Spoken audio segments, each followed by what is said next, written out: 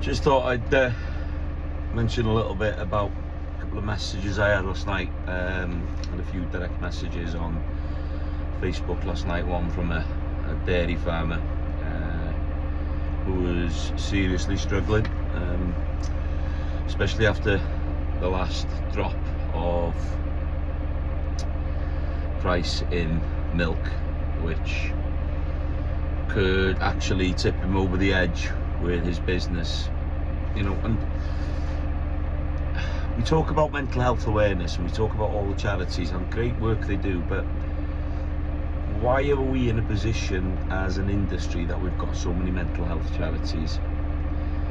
Oh, I'm going to be controversial and I'm going to say it's because of governments. It's because of governments in Westminster and governments here in Wales. That's why our farmers, farming families, farming communities are struggling mentally. Is because the pressure that mainly governments are putting us under. You know, with inheritance tax here in Wales, we've got the SFS, we've got TB, you know, we've got regulations and rules coming out of our ears here, which puts extra stress and strain on everything that we're trying to do. And then you have the supermarkets who have such a grasp and such a hold, a stranglehold on the whole food system. So these big processors who are directly involved, and there's only a few of them, so it's a matter of just one phoning the other, say, oh, you know, and we can say it's a global milk market, but at the end of the day, you know, this liquid, fantastic, wholesome food needs to be valued. It needs to be valued like everything else. The cereal boys are taking a massive hit. Weather, prices, legislations, it's just a massive big mess.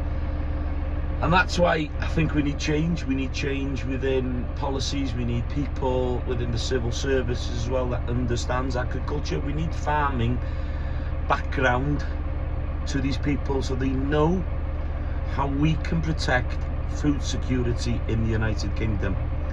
And mark my words, I've said a couple of days ago, these governments are going to regret what they've done to the farming communities, while the poorer people in society go hungry.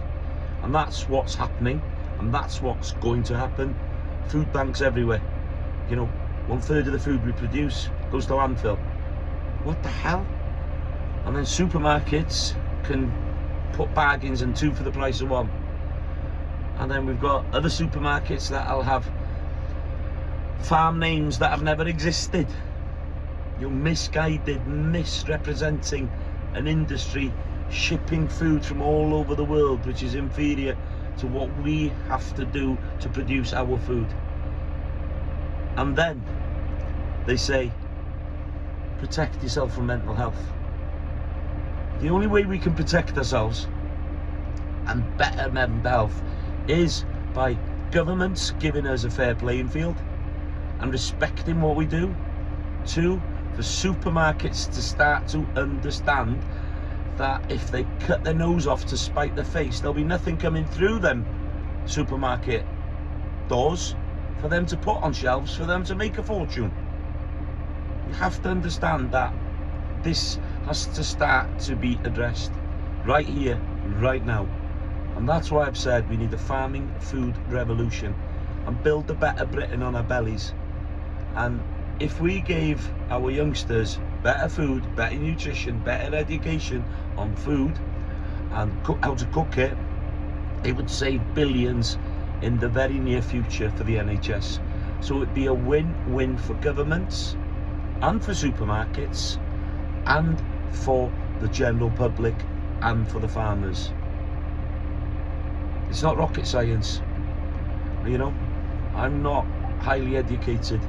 I'm just seeing things with honesty and truth, and hopefully other people will start to wake up and smell the coffee, because there's powers above that are forcing all these governments to take away the power to the farming communities to produce food. And that needs to change. So the WEF and the UN, you need to start to addressing yourselves, your multi-billionaires flying all over the world in your COPs and your Davoses, trying to dictate to governments and to businesses of how to live. It's not sustainable. And the people are waking up, and the people are starting to understand what's going on. Make your own minds up. Start some digging, plant some seeds,